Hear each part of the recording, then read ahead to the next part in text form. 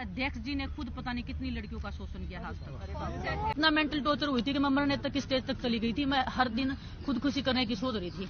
रहते ना कि हम ग्रेड डी बनाएंगे, ग्रेड एफ बनाएंगे, हर साल बच्चों को पैसे देंगे, कुछ नहीं मिल रहा बच्चों को।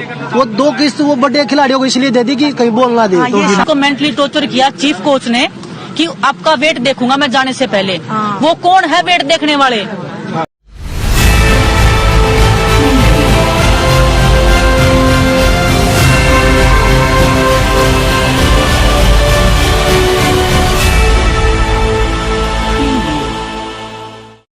नमस्कार, मैं अनीता चौधरी और न्यूज़ अड्डा इंडिया पर आप सभी का स्वागत है। जय भारत, जय हिंद। कुश्ती फेडरेशन ऑफ इंडिया यानी कि भारतीय कुश्ती महासंघ फिलहाल विवादों में है। कुश्ती फेडरेशन ऑफ इंडिया के प्रेसिडेंट ब्रजभूषण शरण सिंह पर जो आरोप लगा है वो बेहद संगीन है।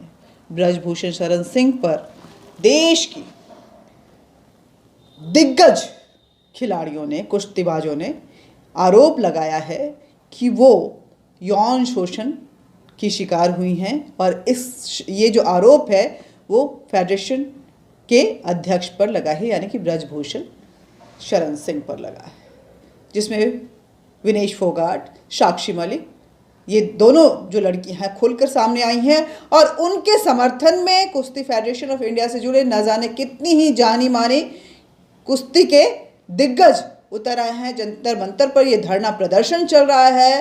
आप देखें तो बजरंग पुनिया भी उनके साथ में है और अब बबीता फोगाट के पिता महावीर सिंह फोगाट भी इसमें शामिल हो गए हैं। जो बोल रहे थे ना कि हम ग्रेड डी बनाएंगे, ग्रेड एफ बनाएंगे, हर साल बच्चों को पैसे देंगे, कुछ नहीं मिल रहा बच्चों को।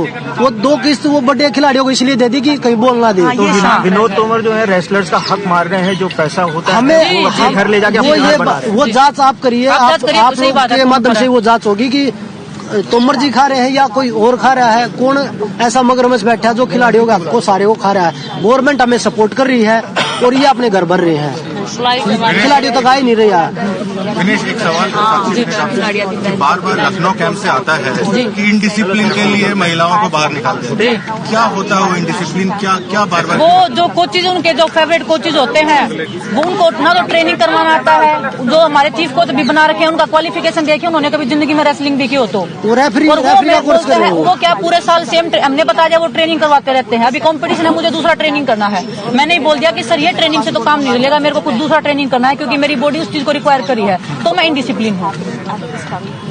किसी एथलीट को इंजरी हो रखा है, उसने बोल दिया कि सर मैं आज मैट पे ट्रेनिंग नहीं करूंगी क्योंकि मेरे को इंजरी है, मेरे को बड़ी इंजरी करवा के ऑपरेशन नहीं करवाना, तो वो इनडिसिप्लिन है। विनेश और जो एक लड़की है अभी कॉमनवेल्थ गेम्स में गई थी, उसका जाने से पहले 1 महीने पहले तक इतना उसको मेंटली टॉर्चर किया चीफ कोच ने कि आपका वेट देखूंगा मैं जाने से पहले। वो कौन है वेट देखने वाले? और मुझे याद आ रहा विनेश, वहाँ पर भी कुछ हुआ था क्योंकि वो लड़की को जबरदस्ती पुश किया गया। 10 दिन पहले कंपटीशन से उसका वेट देखा गया है। वो लड़की का ब्रॉन्ज मेडल वहाँ पे आया है। उस लड़की की गलती कहाँ है? वो जूनियर की है, वो बोल नहीं सकती। क्या उस कोच पे कोई एक्शन हुआ? वो खिलाड़ियों के पक्ष में है और निष्पक्ष जांच की मांग करते हुए संघ यानी कि भारतीय कुश्ती महासंघ से ब्रजभूषण शरण सिंह के इस्तीफे की मांग कर रहे हैं। फेडरेशन को क्लीन रखने की बात कर रहे हैं और खुलकर समर्थन देने के लिए जंतर मंतर पहुंच गए हैं। मामला बेहद संगीन है और इसको लेकर के अटकलें यही लगाई जा रही हैं कि कहीं ना कहीं ब्रजभूषण शरण सिंह को इस्तीफा देना पड़ सकता है। 72 घंटे का अल्टीमेटम दिया गया है और ये जो मियाद है वो शनिवार को खत्म हो रहा है। ब्रजभूषण शरण सिंह ने अपने बचाव के लिए अमित शाह से भी बात की है। वो बोल रहे हैं कि निष्पक्ष जांच हो, अगर मैं दोषी पाया जाता हूं तो मैं इस्तीफा ही नहीं बल्कि फांसी पर झूल जाऊंगा। हालांकि जब जब ये आरोप किसी पर लगा है वो हर बार इसी तरह की बयानबाजी करते हुए अपने बचाव में खड़ा होता हुआ नजर आया है। वो दावे करता है और वो दावे फिर बाद में झूठे निकलते हैं। ये सिर्फ कुश्ती महासंघ की बात नहीं है। ये जब जब किसी लड़की ने यौन शोषण का आरोप अपने संगठन, अपनी संस्था पे लगाया है, कुछ इसी तरह के बयान आए हैं। उसको, उस लड़की को उसके विरोध के साथ साथ सिस्टम की जो गंदगी है उसका भी सामना करना पड़ा है और कहीं ना कहीं करियर जो है वो दांव पर लगा हुआ होता है और कईयों के जो उसका भविष्य है वो समाप्त होते हुए भी हमने देखे हैं। अध्यक्ष जी ने खुद पता नहीं कितनी लड़कियों का शोषण किया आज तक, सबको पता है। बहुत सारे जर्नलिस्ट लोग जो स्पोर्ट्स को कवर करते हैं उनको पता है कि कितने पावरफुल वो हैं, कितने बार के वो एमपी हैं, पैसा उनके पास है, पावर में वो बैठे हैं, पावर पोजीशन पे बैठे हैं। तो हम एथलीट को मतलब यही कि वो पहली बात तो हमारे पास धमकी आती है छोटी छोटी चीजों के लिए कि आपको जान से मरवा देंगे, जान से बढ़ के तो कुछ कौन देता है? ये उनके जो खास लोग हैं उनके फोन पे नाम लीजिए, मैं नाम जब जरूरत होगी मैं नाम लूंगी।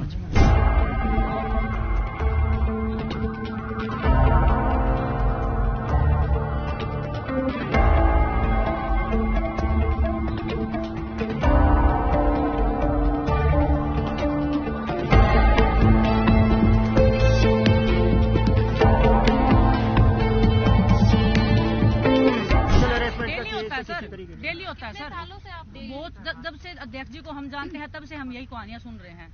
और मैं बता रही हूँ ना, यहाँ बैठी लड़कियों के साथ भी अगर हुआ है तो उनमें से कोई एक दो तो है ही। हमारा कैंप लखनऊ में होता है, हमने बहुत बार रिक्वेस्ट किया कि सर हमारा लखनऊ में कैंप क्यों लगाया जाता है? हमने प्रधानमंत्री जी से लेके हमने खेल मंत्री जी से हमने सबको रिक्वेस्ट करके हमने लेटर भी घर है वहाँ शोषण इजीली हो पाए और उनका वहाँ रीच इजीली। मोस्टली रेसलर है या यूपी से है या इधर से है, हरियाणा से है सब, और पेरेंट्स अलाउड नहीं है। हमारी निजी जिंदगी में दखलंदाजी करते हैं कि मैंने किससे शादी कर ली, कौन मेरा बॉयफ्रेंड है, कौन मेरी गर्लफ्रेंड है, बजरंग ने किससे शादी कर ली, अभी शादी क्यों कर रहे हो।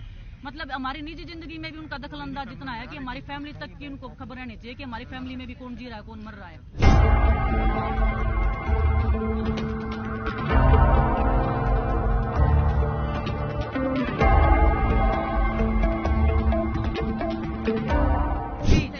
होते हैं जो हमारे वुमेन्स कैंप में, उनमें से कुछ कोचेज, सभी नहीं है, महिलाओं के साथ भी और लड़कियों के साथ भी, और वही लड़कियों से बात करवाते हैं और फिर अध्यक्ष जी उनके साथ में शोषण करते हैं। और पता नहीं हजारों तो नहीं बोलूं मैं, 100 लड़कियां, और मैं यहाँ पे जो लोग लड़कियां बैठी हैं उसमें से 1-2 लड़की के साथ भी ये घटना हुई है। पीछे खाइए, मरने के लिए तैयार है। समझ गया है आगे सभी प्लेयर। और ये देख लो, आप पूछ रहे थे कि कितने जने अपना करियर दाव पे लगा के आए हैं। कईयों के पास तो नौकरी भी नहीं है, स्ट्रगल कर रहे हैं नौकरी के लिए, पर करियर दाव पे लगा के भी यहाँ आए।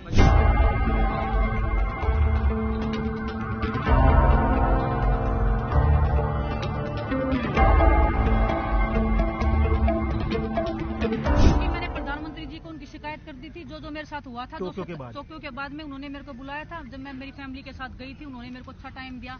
मेरे को वही समझ में नहीं आता ना कि देश के प्रधानमंत्री अपने घर पे भी आपको बुलाने का टाइम दे रहे हैं, आपकी फैमिली से मिल रहे हैं, उन्होंने मेरे को मिलने तक का टाइम नहीं दिया। मेरी फैमिली ने, मेरे हस्बैंड ने, मैंने इतना रिक्वेस्ट किया। मैं बजरंग को पूछो, जब मैं मोदी जी के प्रोग्राम में गई थी बजरंग के सामने मैं रोने लगी थी। बजरंग ने भी बोला कि सर बात तो करो, उन्होंने मेरे से बात तक नहीं की। मैंने बोला था मगा जी बालक माफ कर दो, कोई नहीं, आप ही के बच्चे हैं, आप भी तो कुश्ती के लिए काम कर रहे हो, पर फिर भी बोला कि भाई नहीं ज्यादा हवा में उड़ रहे हैं, ये थोड़ा कंट्रोल होने दो, क्योंकि आपने वो इशू पीएम के सामने रेज किया। जी कि आप जाके या तो उनसे बात कर लो जाके अध्यक्ष जी से, नहीं तो आपको या तो आपका करियर खत्म ही कर देंगे रेसलिंग से, आप भूल ही जाना रेसलिंग करना। तो क्या ही होता है, फेडरेशन से नहीं, फेडरेशन के लोगों से फोन आए हमारे पास। कभी नेताजी ने डायरेक्टली कॉल करके जी नहीं, उनके खास लोग बहुत है जिनको जरूरत ही नहीं पड़ती।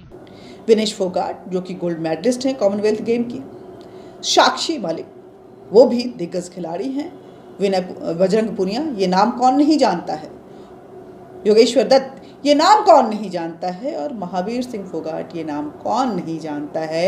वो आज रेसलर्स के साथ खड़े होकर के, कुश्तीबाजों के साथ खड़े होकर के अगर फेडरेशन के खिलाफ नज़र आ रहे हैं और इंसाफ की मांग कर रहे हैं, तो कहीं ना कहीं ये आवाज़ जो है उसको लेकर के सरकार भी संजीदा जरूर है, क्योंकि अल्टीमेटम दे दिया गया है 24 घंटे के अंदर ब्रजभूषण शरण सिंह को अपना फैसला लेना है। और ये जो विरोध में जो प्रदर्शन कर रही हैं ये खिलाड़ी, ये भी खेल मंत्री अनुराग ठाकुर के साथ अपनी मुलाकात करके चली आई हैं। अब बात करते हैं आगे की। ये आरोप जो है वो कैसा है, क्यों है, ये बात की बात है, लेकिन जब जब लड़कियों ने यह आरोप लगाया है तब तब उन्हें अपने भविष्य के साथ समझौता करना पड़ा है, चाहे वो किसी भी सेक्टर की लड़कियां। अभी तो आप देख रहे हैं कि दंगल वीरों का ये महामोर्चा है जो कुश्ती के उस अध्यक्ष पर आरोप लगा रही हैं और कहीं ना कहीं कुश्ती जो है वो कलंक के साथ सामने उभरा हुआ है कुश्ती महासंघ जो है।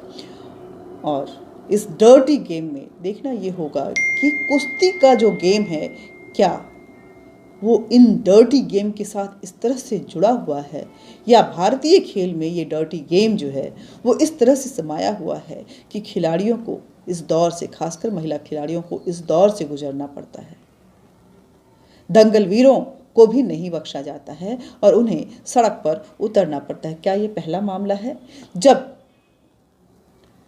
खिलाड़ियों ने अपने कोच या अध्यक्ष के ऊपर इस तरह के आरोप लगाए हैं? ये पहला मामला नहीं है। आप देखेंगे कि ऐसे आरोप पहले भी कई बार लग चुके हैं। यौन शोषण के आरोप खेल संगठनों में नेताओं की भूमिका पर सवाल खड़े करते हैं। खेल संगठन में नेताओं के दबदबे की सबसे बड़ी मिसाल है क्रिकेट।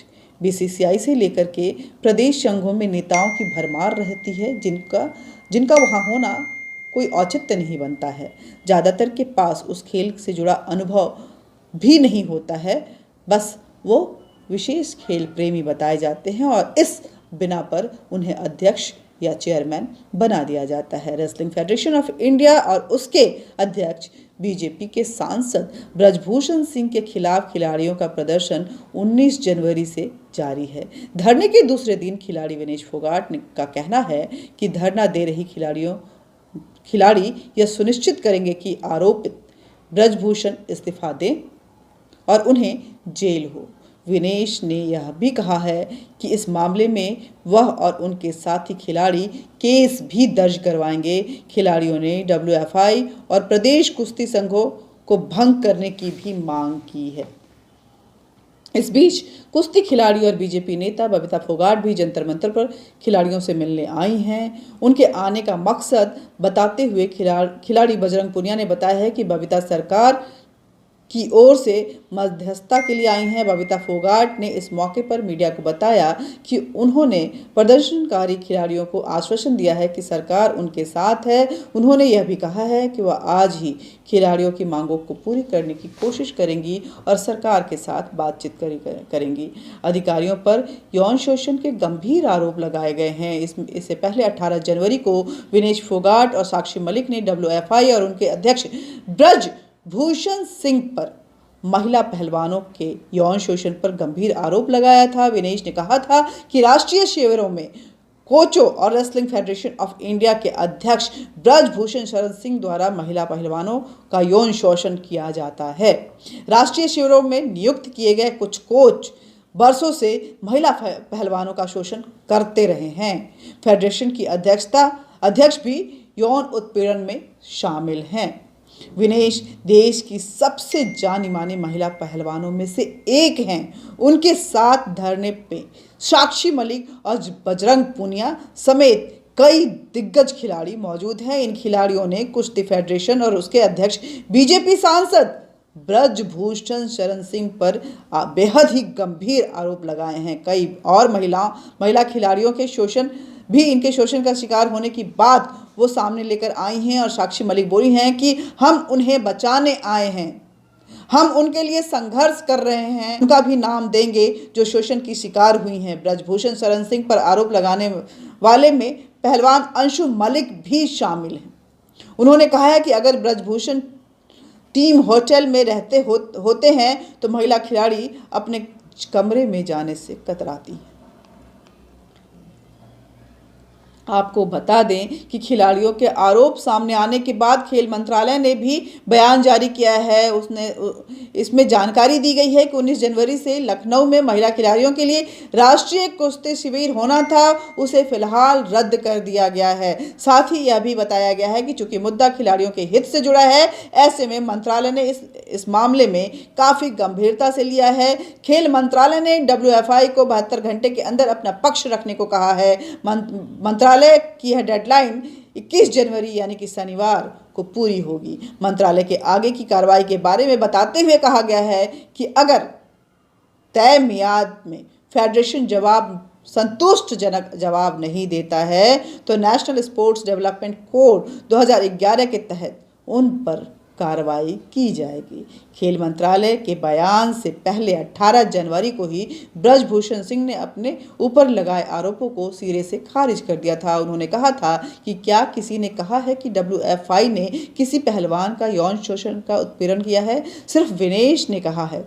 क्या किसी के ने सामने आकर यह कहा है कि निजी तौर पर उनके साथ सेक्सुअल हरासमेंट हुआ है? अगर एक भी पहलवान सामने आकर कहती हैं तो उनके साथ यौन शोषण हुआ है तो उस दिन मुझे फांसी पे लटक जाने से भी ऐतराज नहीं होगा। इस पूरे मामले में खिलाड़ियों के यौन शोषण के अलावा एक मुख्य पहलू खेल संगठनों का नेतृत्व भी है। राजनेता और नौकरशाह लंबे समय से अहम खेल संगठनों का नेतृत्व कर रहे हैं। इसका सबसे प्रमुख उदाहरण आपको देश के सबसे लोकप्रिय और कमाऊ खेल क्रिकेट की गवर्निंग बॉडी में दिखेगा। 1956 में सुरजीत सिंह मजाठिया ने के court of control for cricket in India का प्रेसिडेंट बनाने को लेकर के 1982 में कांग्रेस नेता NKP साल्वे की नियुक्ति तक, 1990 में कांग्रेस नेता माधवराव सिंधिया और 2005 में NCP के नेता शरद पवार, 2016 में बीजेपी के अनुराग ठाकुर और वर्तमान अध्यक्ष जय शाह जो कि बीजेपी के गृह मंत्री अमित शाह के बेटे हैं, सभी राजनीतिक परंपरा का हिस्सा हैं जिनका खेल में अनुभव लगभग शून्य है। ये खेल प्रेमी हैं, इसलिए अध्यक्ष हैं, चेयरमैन हैं।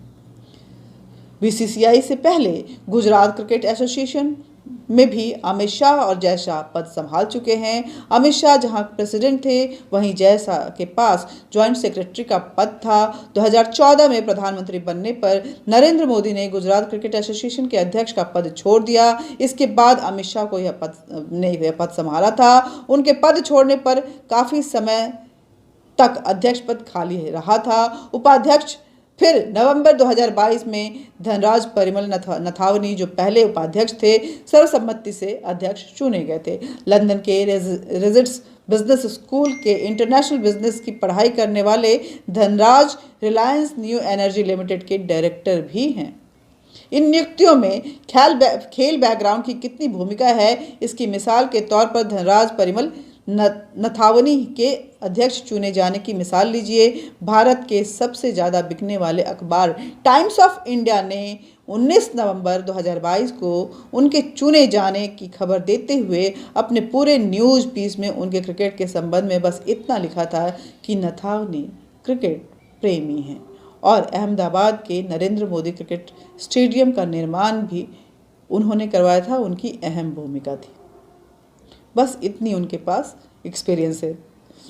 खेल संगठनों में न केवल राजनीति और नौकरशाही का वर्चस्व दिखाई देता है बल्कि परिवारवाद की भी लंबी श्रृंखला है। कांग्रेस नेता और नागरिक उड्डयन मंत्री माधवराव सिंधिया 1990 में BCCI के अध्यक्ष बने। उनके बेटे Jyotiraditya Scindia Gwalior division cricket association के पैट्रन रहे और अप्रैल 2022 में ज्योतिरादित्य के 26 साल के बेटे महाआर्यन सिंधिया GDCA के उपाध्यक्ष चुने गए।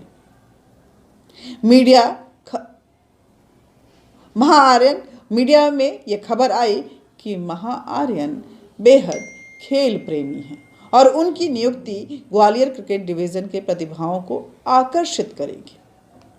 ऐसा ही मामला अनुराग ठाकुर का भी है जो हिमाचल प्रदेश के पूर्व मुख्यमंत्री और बीजेपी नेता प्रेम कुमार धूमल के बेटे हैं। BCCI के सेक्रेटरी और प्रेसिडेंट बनने से पहले अनुराग हिमाचल प्रदेश क्रिकेट एसोसिएशन के प्रमुख रहे हैं। उन्होंने रणजी ट्रॉफी का सिर्फ एक मैच बतौर हिमाचल के कप्तान खेला है और यह उनके करियर के विवादास्पद घटनाओं में से एक रहा है। BCCI में उनका कार्यकाल विवादित रहा। सुप्रीम कोर्ट के निर्देश पर उन्हें अध्यक्षता की पद छोड़नी पड़ी थी। इसमें धूमल परिवार के खेलों में मौजूदगी खत्म नहीं हुई। 2019 में उनके भाई अरुण धूमल BCCI में खजांची बने रहे। 3 साल का उनका कार्यकाल अक्टूबर 2022 में खत्म हुआ है। इसी तरह राजस्थान में 2019 में वैभव गहलोत राजस्थान क्रिकेट एसोसिएशन के अध्यक्ष चुने गए। वैभव राजस्थान के मुख्यमंत्री अशोक गहलोत के बेटे हैं।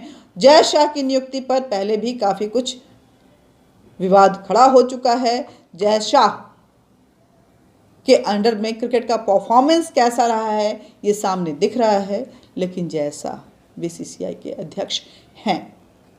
लंबे समय से आलोचक यह सवाल करते आए हैं कि आखिरकार खेल फेडरेशन पर नेताओं और नौकरशाहों की क्यों खिलाड़ियों की अध्यक्षता क्यों नहीं होती है, क्योंकि खेल और खिलाड़ी को किस तरह के इम्प्रूवमेंट की ज़रूरत है ये भला उनसे बेहतर और कौन समझ सकता है। मंत्रियों और नौकरशाहों या उनके परिवार के लोगों को स्पोर्ट्स बॉडी का नेतृत्व सौंपने का आधार आखिर क्या होता है? अगर उस खेल से जुड़े लोग संगठन का नेतृत्व संभालेंगे तो पॉलिसी मेकिंग का हिस्सा होंगे तो खेल और खिलाड़ियों को उनके अनुभव का फायदा मिल सकता है। सुप्रीम कोर्ट द्वारा गठित लोढ़ा कमेटी ने भी क्रिकेट के संदर्भ में दी गई अपनी अनुशंसाओं में ऐसी ही बात कही थी। ऐसे में खेल संगठनों से जुड़ी राजनीति को समझने के लिए बीसीसीआई को एक आदर्श माना जा सकता है।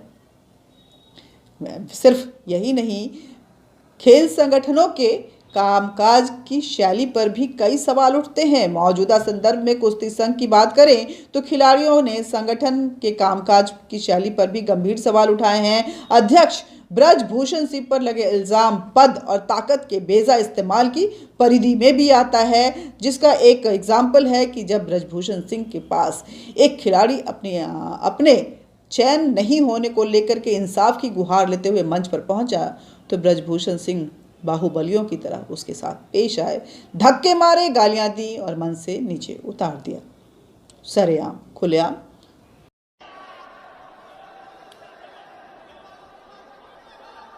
भारतीय कुश्ती संघ के संचालित करने वाले बॉडी में अध्यक्ष के अलावा 2 वरिष्ठ उपाध्यक्ष और 4 कनिष्ठ उपाध्यक्ष होते हैं। इसके अलावा एक मानद महासचिव और एक मानद कोषाध्यक्ष भी होता है और 2 मानद संयुक्त सचिव भी होते हैं। जनरल काउंसिल की बैठक में अध्यक्ष का चुनाव किया जाता है। यह नियुक्ति 4 साल के लिए होती है। ब्रजभूषण राजनीति में तो है ही, लेकिन कुश्ती का भी अनुभव रखते हैं। बताया जाता है कि जवानी में वो कुश्ती प्रतियोगिताएं आयोजित करवाते थे, खेलते थे नहीं।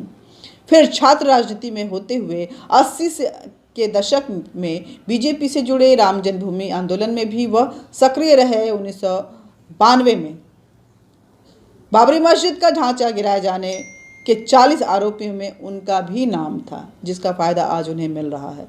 हालांकि बाद में वह बरी भी हो गए। बीच में कुछ साल उनका समाजवादी पार्टी के साथ भी संबंध रहा। हालांकि 2014 में उनकी एक बार फिर से बीजेपी में वापसी हो गई थी, लेकिन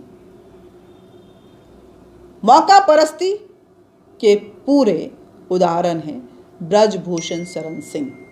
ठाकुरों वाले अंदाज हैं, राजपूताना अंदाज में दबंगई दिखाते हैं, क्योंकि फिलहाल यूपी में अगर देखें तो ठाकुरवाद बेहद चरम पर हैं। ऐसे में ब्रजभूषण शरण सिंह की तूती भी बोलती है। ब्रजभूषण शरण सिंह सरेआम किसी की हत्या करवाने की बात को लेकर के हामी भरते हैं।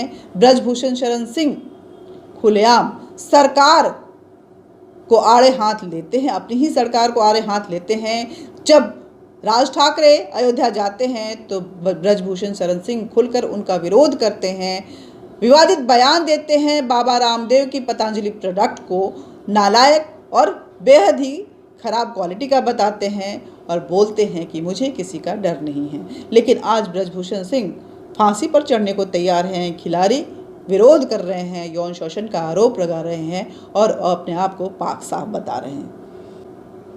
ऐसा नहीं है कि पहला मामला है जब महिला खिलाड़ियों या कोच या खेल संगठन पर यौन शोषण और उत्पीड़न के आरोप लगाए गए हैं। अमेरिकी जिम्नास्टिक्स सेक्शन से भी ऐसी आवाज़ें कई बार उठ चुकी हैं। वहाँ 150 से ज़्यादा सर्वाइवर्स ने अमेरिका के राष्ट्रीय महिला जिम्नास्टिक टीम के पूर्व टीम डॉक्टर लैरी नासार पर इल्ज़ाम लगाया था कि